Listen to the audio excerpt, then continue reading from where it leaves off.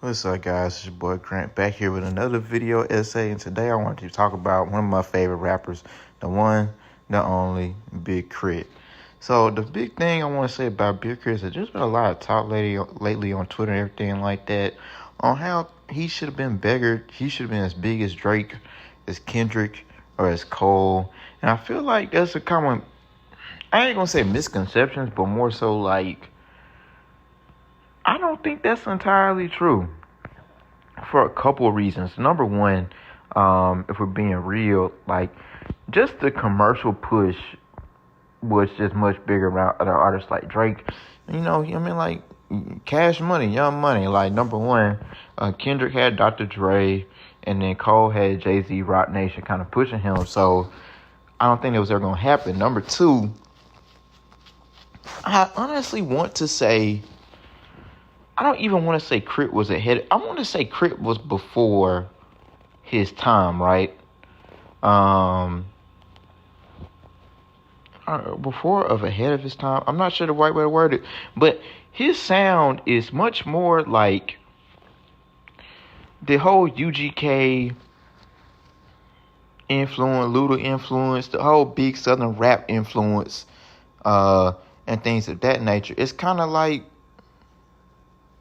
I'm not entirely sure where we would place him in history, even though I do think he carved a lane for himself in the blog era, and he's more of the people's champ now more than he is like he had the big success, right? You know, with all the Def Jam mess and everything like that.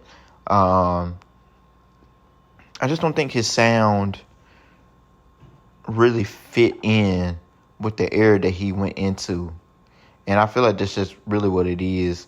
And that's not to say like Krit is bad. Krit is one of my favorite rappers ever. And I think eventually people understood that how incredibly talented he is and how important he was, not only to the rap game, but specifically Southern rap, and showing the world that Southern rappers are more than their stereotypes and things like that, especially with Mount Olympus. But I think the big thing I want to say is like Big Krit's talent jumps off the page. Not even just talking about like his rapping skills. Of course, his production. I would honestly argue that his production skills are better than his rapping skills. You know, we have 2000 and Beyond. Him pretty much producing all of his mixtapes.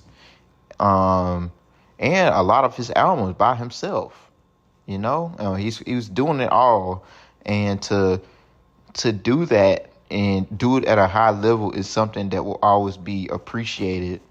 And also, he wore his influences on his sleeve, but also he sounded like himself. And then with his unique brand of songwriting as well, kind of taking us to Meridian, Mississippi, but also, more importantly, a bigger picture of the South as a whole. So, in that aspect, I think Krit's place in the rap game was, he earned it. You're right. Like, he didn't really have the super big cosigns or the super big label record deals. Well, Def Jam didn't really use him properly, but he earned his spot in the rap game. And I'm glad that we all kind of remember when these conversations come up, how important he is to the blog era as a whole, and more of a, not even just as a rapper, but more so as a glue guy between certain rappers in the blog era. And production wise, he's just incredible, and we really appreciate him, man.